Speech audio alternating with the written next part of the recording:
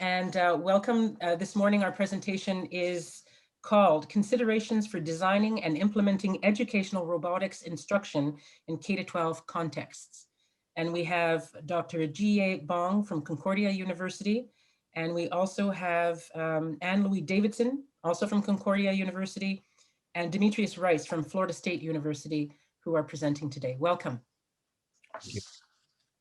Thank you very much. So now you can see my PowerPoint slide, right? Yes, we can. Okay, perfect. So good morning, everyone. Thank you for joining us. This session topic is, as we see, considerations for designing and implementing educational robotics instructions in K-12 contexts. My name is Jie Bong. I am an assistant professor in educational technology program here at Concordia University.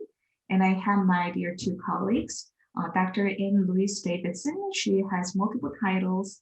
She is a director of Innovation Lab, a Concordia University research chair at Maker Culture, and she is an associate director at Milwaukee Institute for Arts, Culture, and Technology. And also she's an associate professor in the same program, Education and Technology here at Concordia. Unfortunately, she wasn't able to join us today, but she would love to connect with you anytime this session through email. And we have Mr. Demetrius Wright. He is an excellent instructional designer with lots of experience in designing, developing, and implementing educational robotics instructions. And he is also a doctoral candidate in the instructional system and learning technologies at Florida State University in the United States. And before we start, I'd like to share this session plan. First, we will have two brief presentations and a discussion.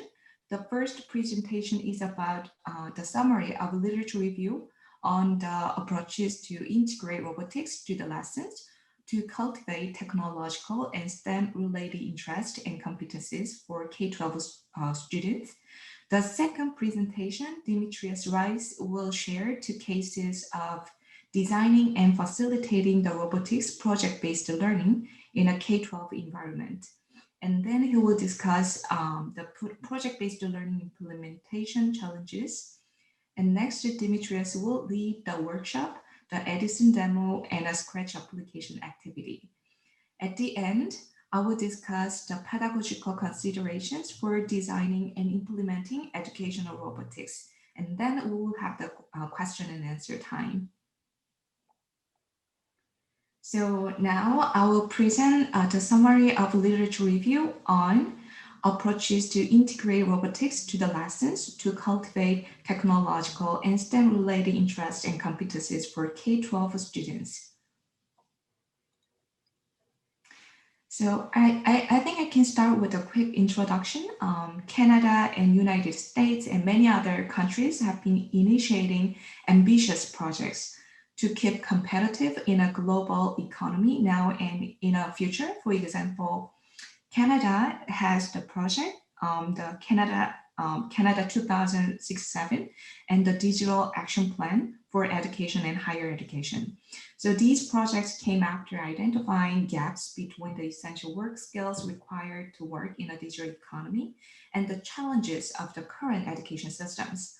So many countries have prioritized STEM education in its educational budgeting.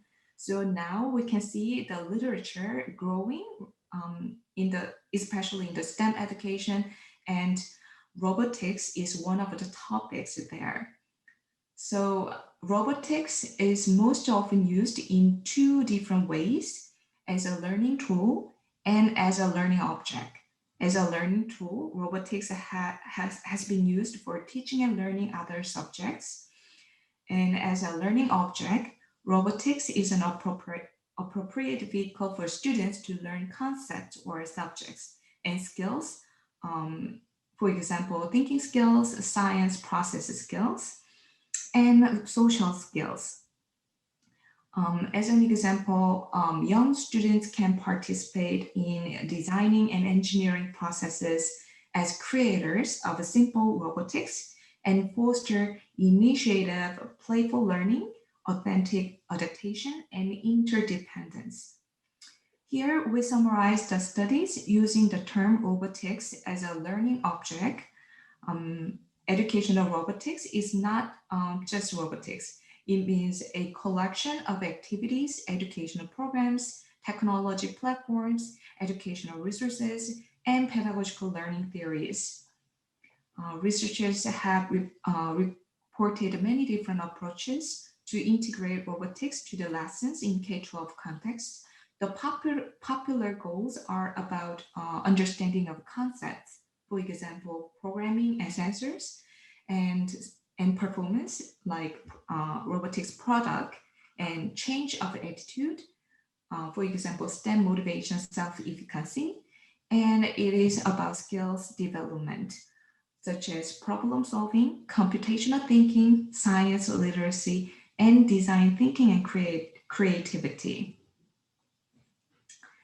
And researchers used the different robots and Lego robots is the most frequently used. And the educational programs such as regular robotics, robotic toys trainings, and robotics tournaments, project-based lessons or workshop used in their studies. And duration, it varies from one-day session to a year-long program, but on average, it took less than 2 months with a small sample size. And the learning contexts were concept and characteristics of robots. For example, it was about structure and construction, sensing, communication, and power and dynamic system. And they also taught about programming, engineering theory, and engineering design process, including planning, data processing, analyzing, reorganizing the products, prototyping, surface reconstruction, troubleshooting process, and redesign or modification. And next, the instructional approach. Researchers have suggested the effective instructional approaches to maximize the student learning. They recommended to have technology trainings at the beginning if needed. And when designing contents, we should consider the everyday life or relational context and significant levels of source of uncertainty and high difficult level. We have to raise the bar, right? And also the researchers emphasized the use of the student-centered and active learning approaches.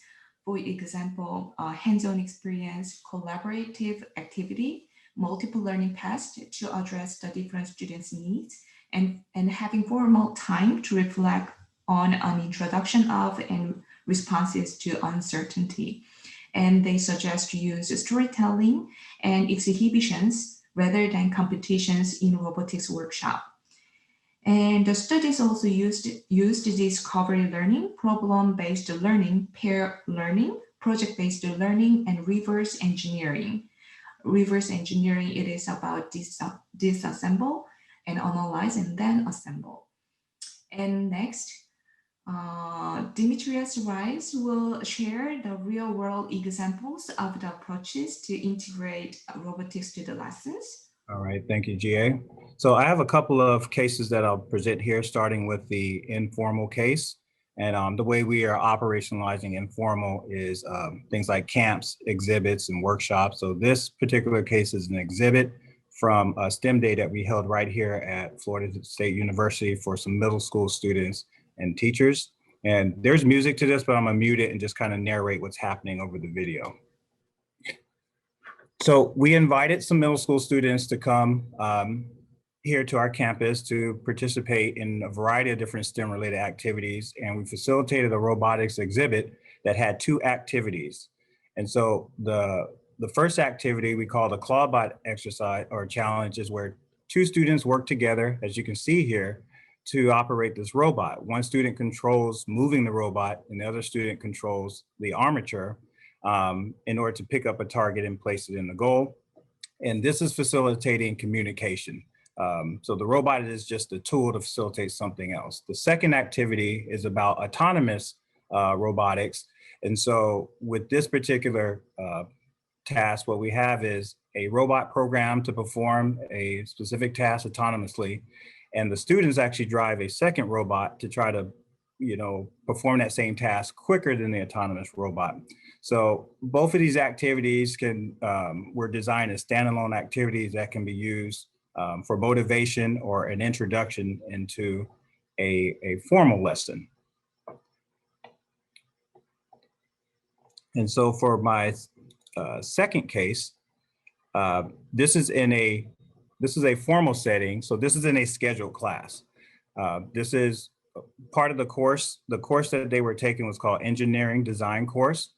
And for this particular group is for 9th and 10th graders, but this particular lesson could be designed to be facilitated for middle school students as well. The name of this particular activity or project was called the Rover Experience. And this took place over the course of an entire school year, which is 180 days here in the United States.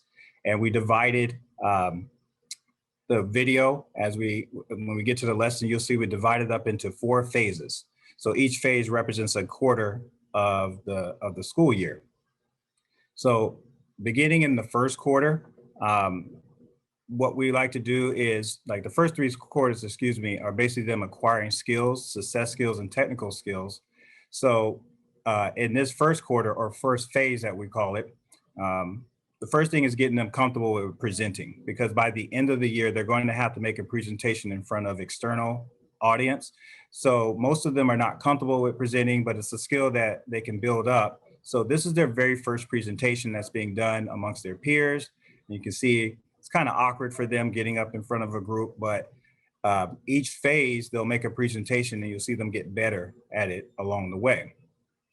Also, what they're doing during this quarter is they're being introduced to some coding discipline by having to design a web page. And so this is their first time doing any sort of coding discipline.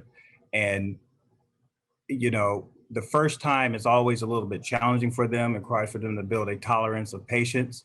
But again, we build on these skills. You can see here, he's designing his first web page. But we build on this skill, so by the time we get to the robotics, it's a little bit more comfortable in terms of the discipline practice. And each presentation that they make had a technology theme to it. So now we're in the second phase, or the second quarter of the year. So they're making their second presentation. Now they've built up a robot. They've had to program it, they've had to build it, but they're making a second presentation. And you can see they're getting a little bit more comfortable with it. You can see here, this is a montage of the process they had to work through as a group to build the robot, read through the technical instructions, test their robot, code it, and apply those coding disciplines to a physical object instead of just a web page. And along with, this is part of their assessment, is the performance of the robot. So along with them completing the discrete tasks, the robot itself, it's not necessarily a right or wrong thing. It's more about how feasible was their design of the robot.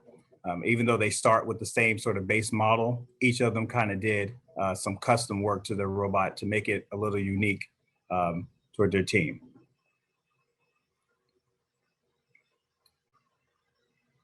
And guiding them through the process of working on this robot, we use the engineering design process.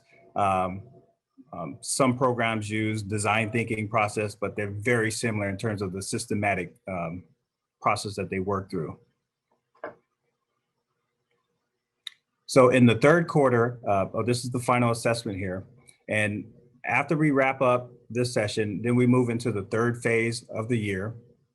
And we'll see in a second. In the third phase of the year, our focus is computer-aided drafting, okay? Because this is going to set us up to be able to 3D print, to design and 3D print objects that we can add to the robot. And so you can see here, they're being introduced to another piece of technology, which is the 3D printer and CAD. And what they've done with this skill of CAD and the use of a 3D printer, they've been given a camera and a different set of instructions in terms of the robot build. This one has 4 wheels as opposed to 3. You can see they've designed a camera mount to go onto their robot. And you can see here, here's the performance test for their 4-wheeled rover. And once they test out their robot, now we enter the fourth phase, where now they're actually presenting their robot design in front of an external audience that consists of graduate students, higher education professors, entrepreneurs from the local area. And at this point now, they're very comfortable with getting in front of an audience. And they're also not just speaking about the technical aspect of the project, but also the other success skills that they've been able to develop as well. So this is kind of rounding, this is what we consider the capstone project for them. You know, as far as this course, so the fourth 9 weeks, there's no new skills acquired. This is them going back and just building their proficiency on the skills that they've acquired through the first 3 weeks. Here's some technical drawings that list bill of materials of the parts. So this is another thing that was incorporated into the project that mirrors what engineers really have to do on a real job.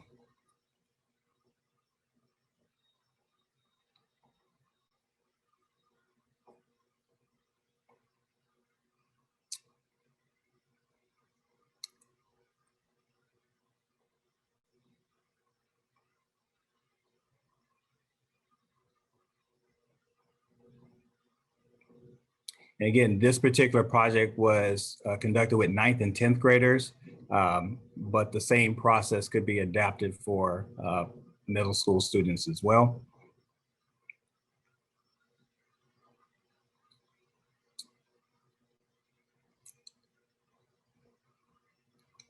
And that completes that project.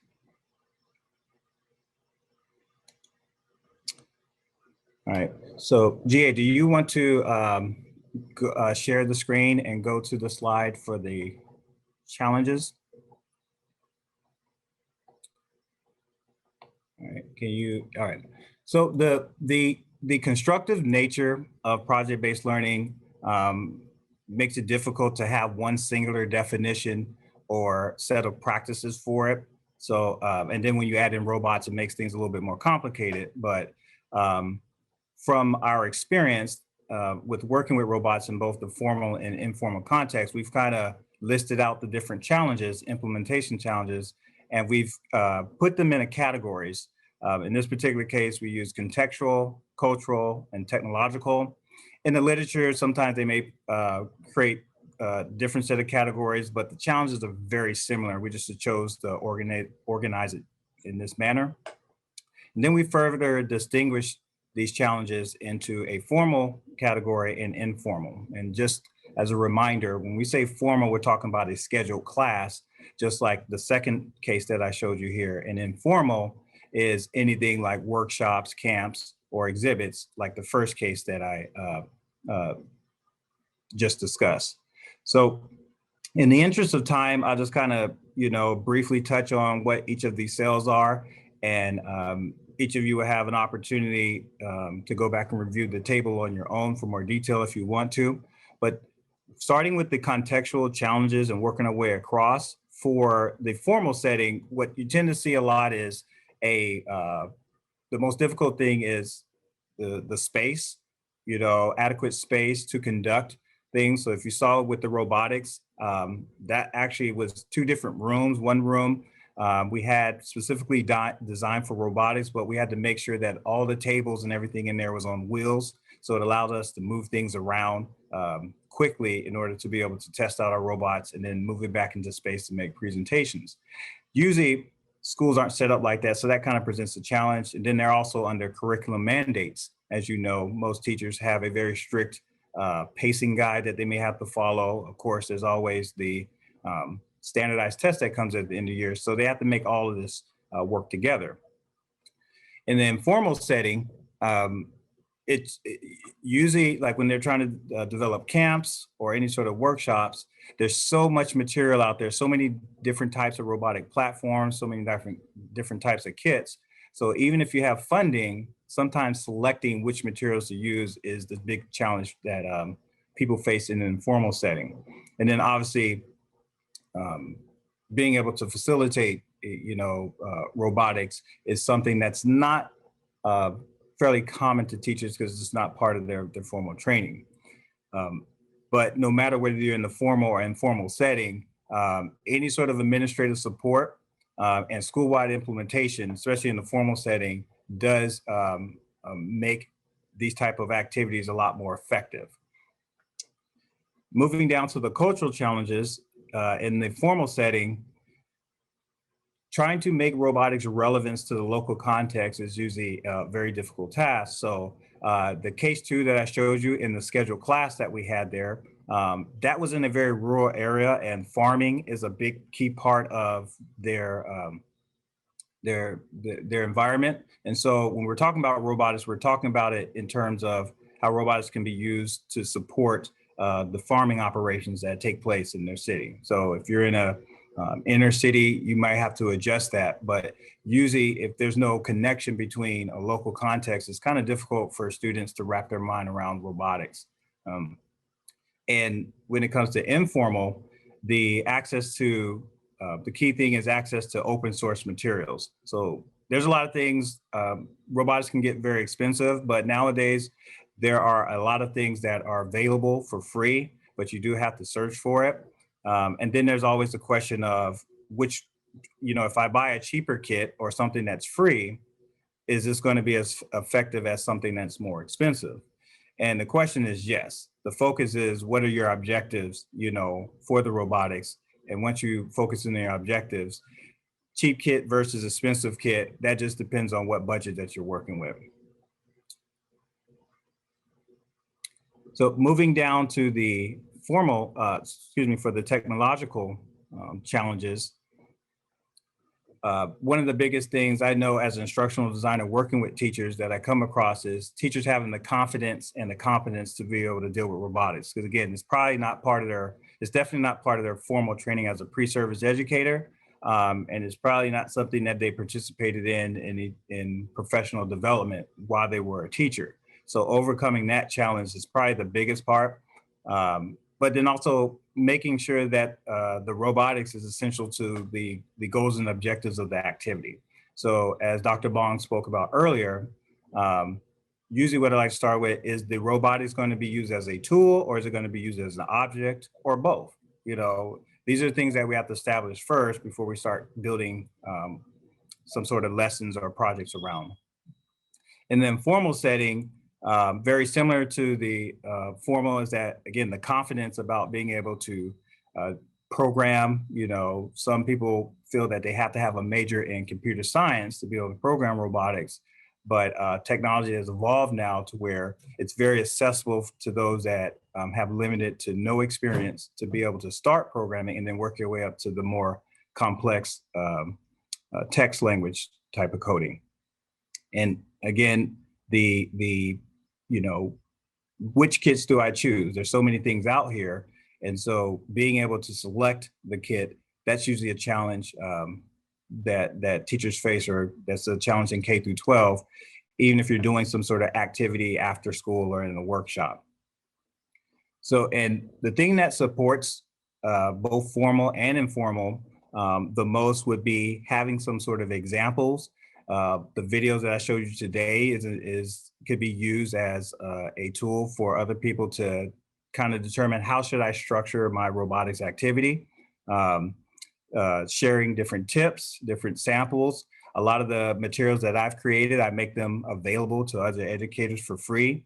And then, of course, ongoing and initial and ongoing training, that's usually not common in the K through 12 selection of professional development, but this is key to being able to implement these successfully. And contact with subject matter experts who have robotics experience. Usually there's a big communication disconnect between, maybe someone with a strong engineering background and a teacher from K through 12 trying to come to an agreement on a common language between the two. That's usually where, instructional designers come into play as sort of like this translator between the two. But that having access to any sort of subject matter experts related to robotics is a huge challenge that most teachers or most K through 12 educators have to overcome when they're trying to implement project-based learning using robotics in the K through 12 environment.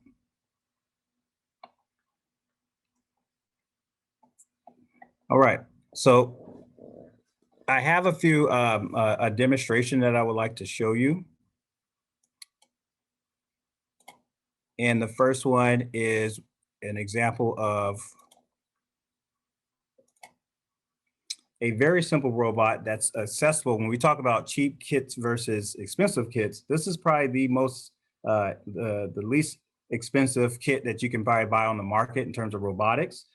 This is the Edison Robotics platform.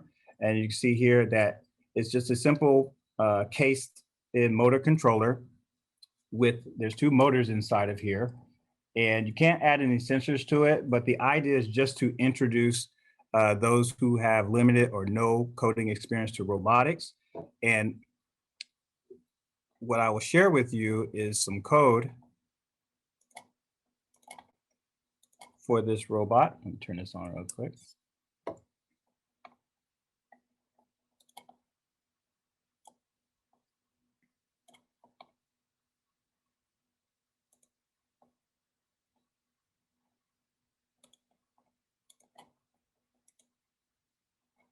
All right. I'm not sure, is the screen showing? Dr. Bong, can you see my coding? Yeah. Okay. All right. So here's an example of one of the software or the programming application that's used to program this particular robot. It's called Scratch. And you can see here I have a variety of different programming blocks. And this is drive. This robot, you can see it has some LEDs on it, so I can program the LEDs. It does have a small speaker that I can program sound and, all these different options here. But for this demonstration, we'll keep it simple. And the first thing that what we'll do is try to get this, program this robot to just simply drive around in a square. So to do that is we want the robot to move forward. I just drag this block over here and I can have it move forward for 1 centimeter. And then I can actually select the speed of the motor. 5 is pretty good. If you go past that, then it kind of gets unstable. And I can adjust this parameter to anything up to, I think 200 is probably the largest, but we'll keep it, because of the space here, I'm gonna adjust this to 10 centimeters. And then the next thing that I wanna do is when you're programming robotics, remember this is a physical machine that's moving. So once it comes to a stop, we wanna give it time to settle before we have it turn or do anything else. And that will be a control program or line of code. And so I'll have it wait for 1 second. And I'll go back to drive. And then I can have it turn, or in this case, spin left for, and this is in degrees. So we're building a square here. So what we'll have is it spin left for 90 degrees, keep it at speed 5. And I can continue this. I can do this 3 more times to get a full square, or I can introduce students into a very commonly used technique in coding, which is called loops. And so I'll take all of this and put it inside of a loop here. And then to build our square, we're just going to have this repeat itself 4 times. So I've downloaded this code into this robot here. And so now that you see this code here, we'll see what it looks like when it's physically being run in this robot here.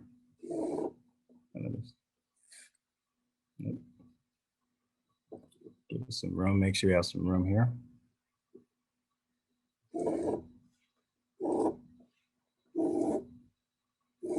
So it's just simply repeating forward, wait, and then spin 90 times. This is repeating that 4 times.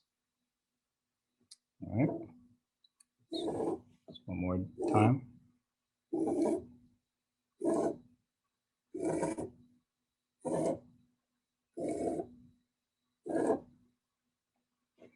All right.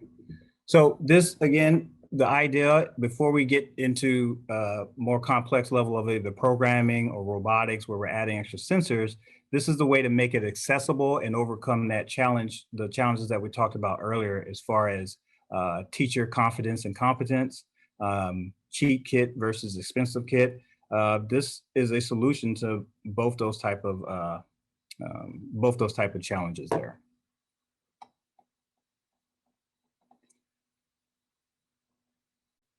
All right, let me adjust my video back to me. All right, so we have set aside a few minutes for you all to participate. I don't know what your coding experience is, but this is the time where you can actually participate along with us.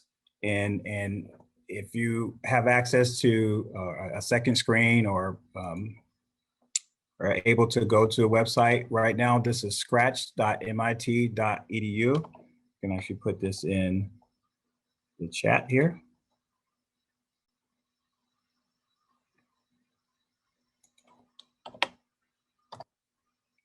Okay, I've put a link that takes you to this page here. And this is a link that will allow you to be able to write some code.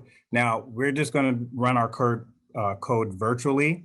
And if we're talking about those challenges where space is an issue, or even access to this expensive, at least this very cheap robot here, you can also have students learn coding virtually. So if you're able to get to this website, I'll give a few more seconds to be able to get to this website here. You do not have to sign in or create an account. We can do this. We can do this by going to the Create button. All right. And if this is your first time logging in, what it'll do is have a tutorial pop up, and you can see here there's an X where you hit close, and you just want to X that out. So what we're going to do together, or if you just want to observe and then go back later and try it on your own, we're actually going to write some code, and we're going to make this object here. This is called a sprite. This character in this environment is called a sprite. Move around in a square, just like I demonstrated with the robot. So before we get started, I like using a different type of sprite, because the way this is facing, it kind of makes, as it moves around in the square, it's kind of awkward to look at. So I'll go down here, and you can see this icon here says choose sprite. When I hover over it, I click on it, I have different options, and I'll choose this beetle, because it'll be easier to kind of demonstrate the forward and the turns that we write in our code. And to get rid of this first sprite, I just go down here in the box, and then I'll press an X on here. So you don't have to change your sprite, but if you want to, you can just click here on the icon and choose something different, and then X out the first one.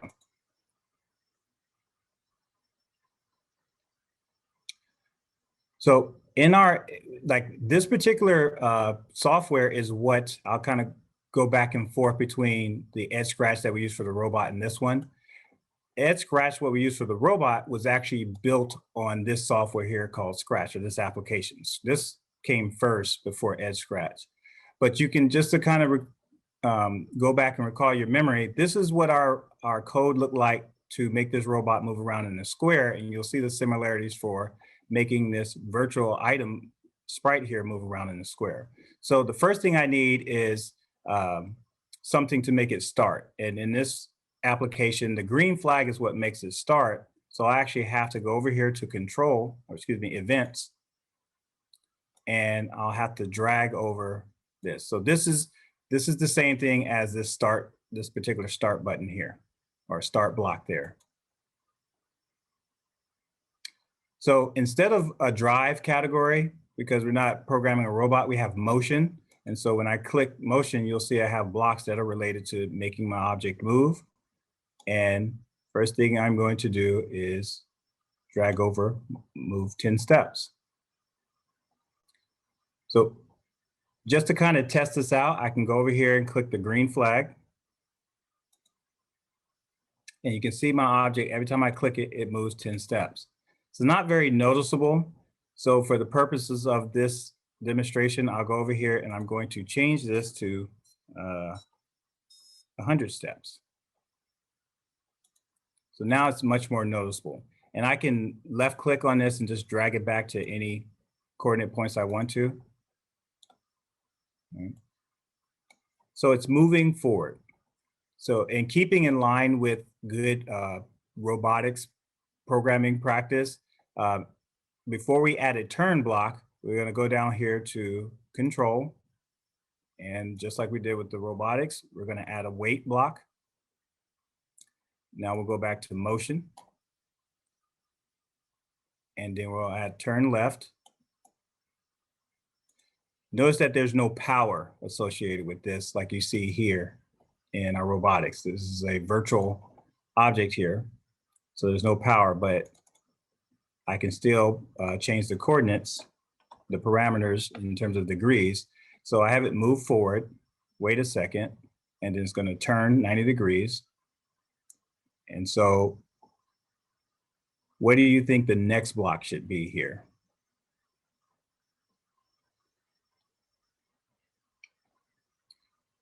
You guessed it, it would be a wait block.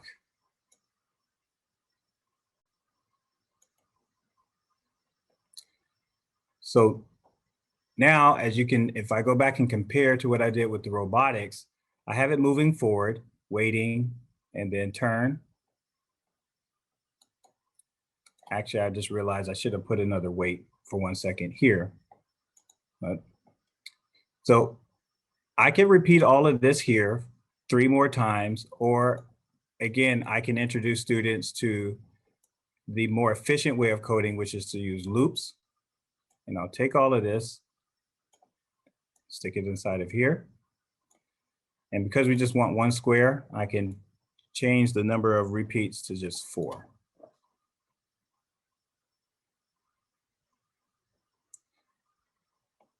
So now that I have this set up, I go over here and click my green flag to test out my code, and my sprite should move around in a square.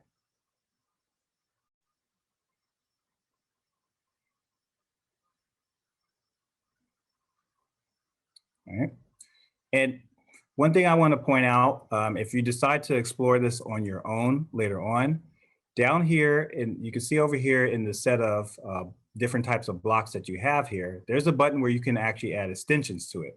So if I click here, I go to this pen tool, and I click on it, it adds pins to it. And the reason why I'm doing this is because to show you the pathway that my sprite is moving around, I can add this pin block here. So now my robot should draw a square as it moves.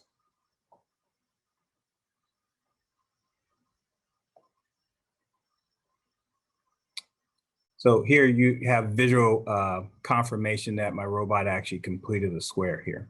So this is usually the first thing for teachers that I'm training that have 0 experience with coding in general or robotics. We usually start with something like this, and you can actually build up to some very advanced coding practices here before you move into robotics. But this would be an idea of something that I would start with just to introduce those that have limited experience with robotics here. All right. And now I believe I will turn this back over to Dr. Bong.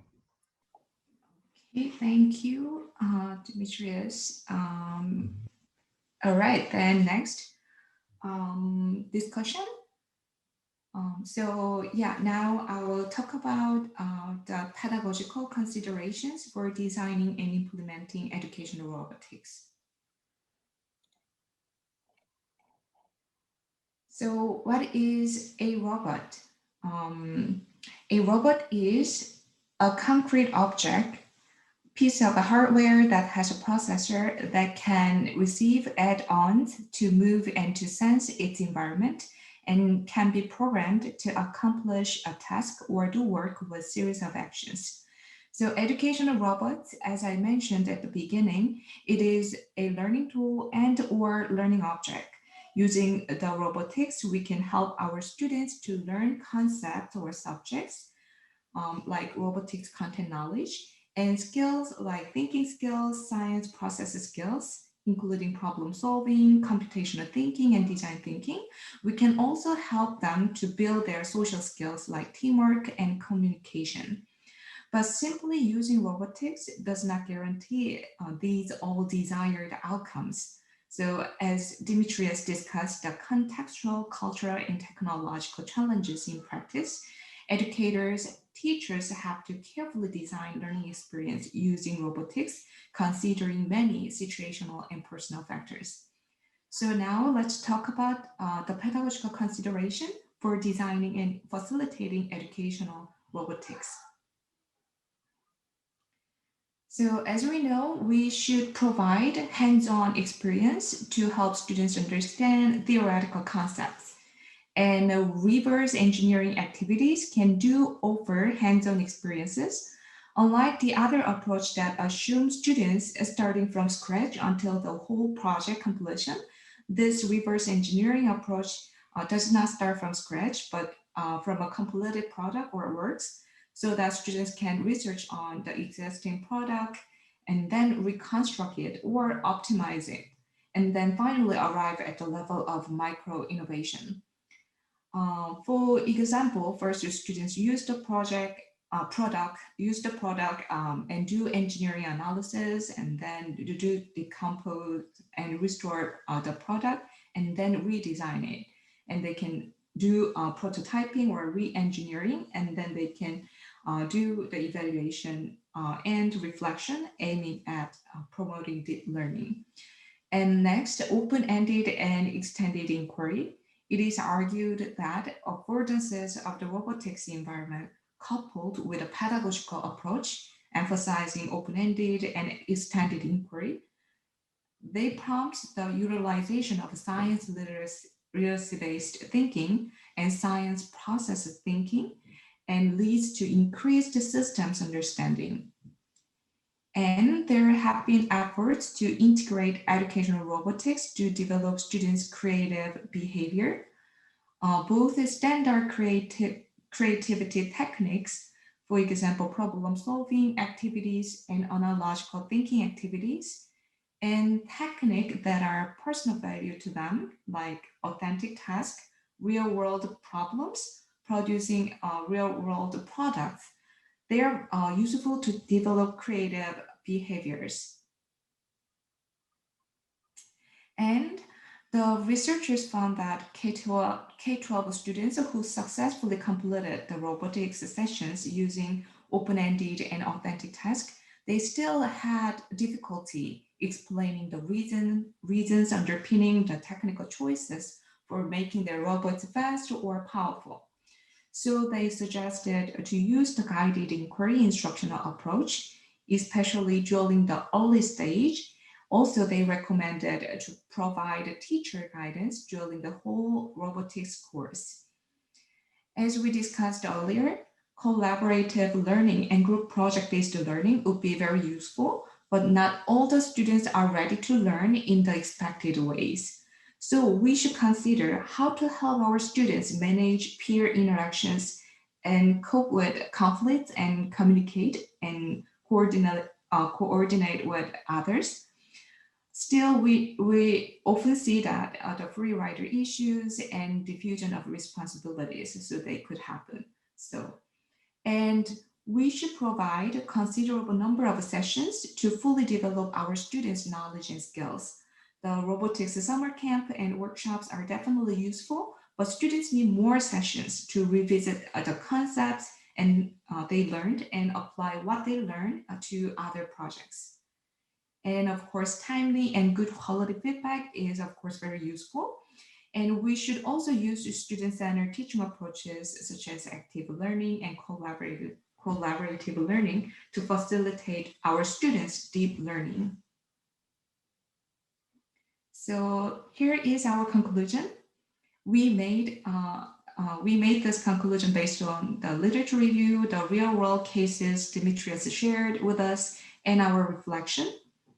So first, we need to select suitable pedagogies considering the situational, cultural, and technological factors. And second, we need to prepare an appropriate work chart of learning and other assistance to help students complete the project successfully. And we need to consider breaking up and regrouping the projects and to adapt different pedagogies for different projects. And we also consider the cooperation between teachers and researchers. And that is all for us today. But before we have the Q&A time, I'd like to share the opportunities to work with us. We are providing an online professional development program to support K-12 teachers in designing and implementing project-based learning using robotics. So this online PD program will provide resources and ongoing context-specific support to help our teachers learn project-based practices and robotics content knowledge. And also we love to work together collaboratively to develop a project using robotics for the teachers and students. We have Innovation Lab, and the lab has fundings to support the teachers, participants, and students. And we are also seeking more fundings to support you, support teachers and students in Quebec. So please contact us by email, and yeah, we can work together. Okay, so now question and answers. I will stop sharing here. Yeah, so do you have any comment or questions? I'm looking in the chat right now, and it might be that we're all good. Oh, I have a question. What's the role of like instructional designers? So I come from a teaching background, and I'm in the instructional design masters at Concordia right now. But I also work at Kids Code Jeunesse, where we do a lot of coding, a little bit of robotics with the microbit. But what roles are there for instructional designers in this who have more teaching background than a robotics background or an engineer background, like the teachers you're working with? Want me to take that one, Dr. Bong? Yeah, sure. I guess an analogy, the best way would be you're kind of like the producer of the experience. So if you have, it helps when you have a teaching background, because then as you're helping to design the experience, you understand what the teacher is going to be going through. But then you're also responsible for kind of translating information from subject matter experts. So that's where I kind of talked about earlier, that translation between, let's say, a computer scientist or an engineer. Usually what you get is, if you go to an engineer and say, I want to teach kids about programming, they want to dump theory and everything that they know all at one time. But as a teacher, we have to scaffold things. We know how to, there's a certain pedagogy that we've been taught or we've learned over the years that make it accessible for the students. And of course, your students. You have to consider what prior experiences that they have. So when we say instructional designer, it's kind of like the producer of the song. The teacher is going to be the one singing, and the engineers are like the people playing the instruments and stuff like that. But the instructional designer is putting all this stuff together, so that way, all the pieces fit, and obviously that the students walk away achieving the objectives that you set for the activity in the first place. Yeah, that's a great answer. Thanks so much. I can make a little bit of addition. So instructional designers, we know we are the best people who know about the design process, right? So we can lead the design process with the SME, the subject matter experts or teachers. And we can also suggest lots of learning theories and pedagogical suggestions. So these two are the main task for us. Okay, good. And do you have any other questions or comment on this section? Well, thank you for everybody that's saying, that's commenting on our presentation. Thank you all so much. Thank I you. have just a quick question. Let's say if someone wanted to organize like a summer program for kids, where would I start? Like, are there resources available? I'm not a teacher, I'm a student, first year student in educational technology. So let's just say for the summer, I would like to organize a program. Are there resources available online? Is there how would I start? Like, I'm just with this program? That's actually probably what the busiest time of year for me are summer camps. Mhm. And so usually, and it may vary from region to region, country to country. Here, it's one of those things that it's not really a formally advertised like here's summer camp person. But because I've done so many of them in the past, what happens is I usually get a call from someone saying, just like you said, I want to facilitate or organize a summer camp. And then as an instructional designer, we go through this process of, okay, who is this for? Where is it going to be at? Get all the contextual factors together. And then what I start doing is pulling together the resources like, robotics and if there's going to be coding or whatever technology that you're going to use. So usually, I guess the easiest way is if there's already a summer camp in place, then, sometimes, they're pretty open about helping other people kind of build up, an activity. But that's why, instructional designers can start it from scratch, Okay, thank you. Dr. Bong has put some information in the chat when we talked about, reaching out and working with other educators. These are the type of things that we would like to support as well. So we're open to supporting you too. Thank you. Yeah, and if you check out the Innovation Lab, maybe you want to contact the people there, so you can find the opportunity to join designing workshops and designing a session for the summer. So yeah. Oh, perfect. Thank you. Great. Thank you both to GA and to Demetrius for your presentation today. It was super interesting. Thank you. Thank you very much. Thank you. Thank you for joining us, everyone. Okay, so I'll encourage you to go back to the schedule to see what next session you'd like to join, and enjoy the rest of your day. Thank you.